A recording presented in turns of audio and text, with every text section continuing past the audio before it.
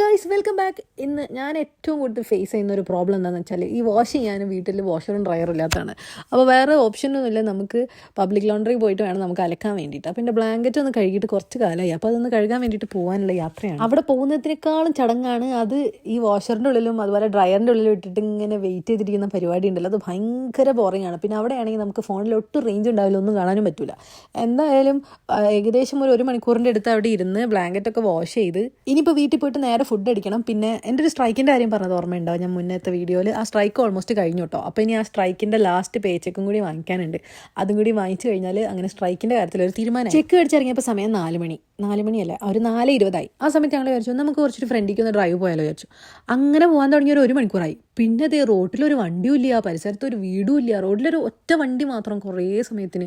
പരിസരത്തൊന്നും ഈ മരങ്ങളും കാടും അല്ലാതെ വേറെ ഒന്നും കാണാണ്ടായി. റേഞ്ചില്ലാത്തതുകൊണ്ട് മാപ്പ് ഇടാനും നിർവാഹമില്ല. അങ്ങനെ ഞങ്ങളിത് ഇങ്ങനത്തെ ഒരു സ്പോട്ട് കണ്ടു. അങ്ങനെ അവിടെ ഇറങ്ങി നോക്കി എന്തെങ്കിലുമൊക്കെ ഒരു വീഡിയോ എടുത്താലെന്ന് വിചാരിച്ചു. പക്ഷേ അവിടെ പ്രത്യേകിച്ച് കാണാനൊന്നുമില്ല, അത് ഇത്രയൊക്കെ ഉള്ളൂ. ഇപ്പോൾ നമ്മുടെ നാട്ടിലൊക്കെ ഭയങ്കര സാധാരണയായിട്ട് കണ്ടുവരുത്തൊരു സ്ഥലം.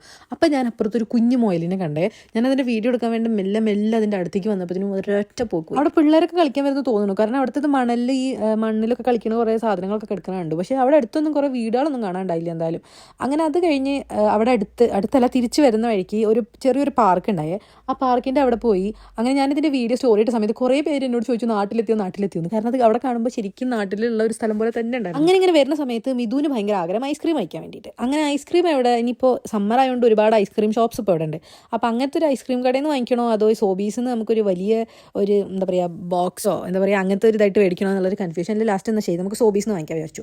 അങ്ങനെ എനിക്ക് ചോക്ലേറ്റ് ആണ് ഇഷ്ടം, അവന് വേറെ എന്തെങ്കിലും ഫ്ലേവർ മതി എന്ന് പറഞ്ഞു. അങ്ങനെ രണ്ടാൾക്കും കൂടി കോമൺ ആയിട്ട് ഇഷ്ടമുള്ള മാംഗോ മേടിച്ചിട്ട് ഞാൻ അവിടെ നിന്ന് ഇറങ്ങി.